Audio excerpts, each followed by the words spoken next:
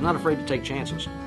You know, I mean, he does things that you don't typically see. You know, he's not afraid to branch out and try something different, maybe a different kind of wood, or in this case, you know, his binding is unique. You know, he uses, I think this is Koa on this, but on my guitar, I've got a couple of his guitars. It's curly maple. It's a very nice touch. You know, I mean, that's unique.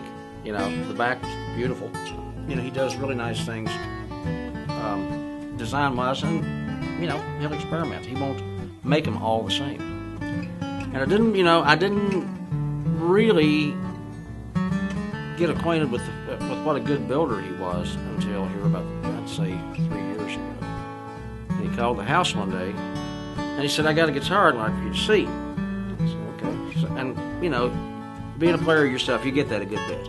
You know, so he had, I think there were 3, and they were all good. I played them all. They all, you know, sounded real good. Craftsmanship was real nice. And he said, "Well, I want you to tell me what you don't like about the instrument."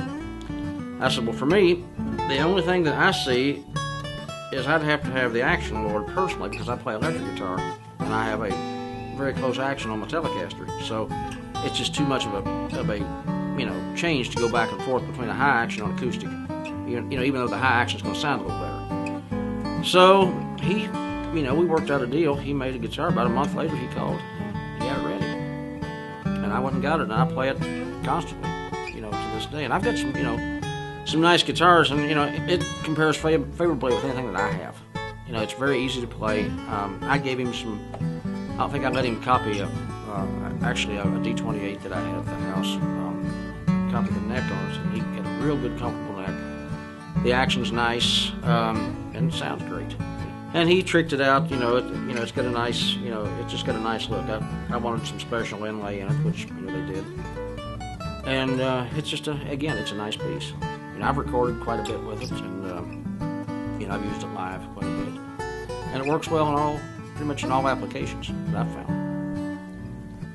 So he's got these little guitars that he makes that are great instruments. I mean, they don't sound like small guitars. So I tell everybody, I say, if you're going to get one, do it now before he gets backed up with orders, because there's still, you know, you can still buy one at a good price and get it pretty quickly, as opposed to waiting, you know, 10 years and paying $10,000 for one. There's nothing not to like.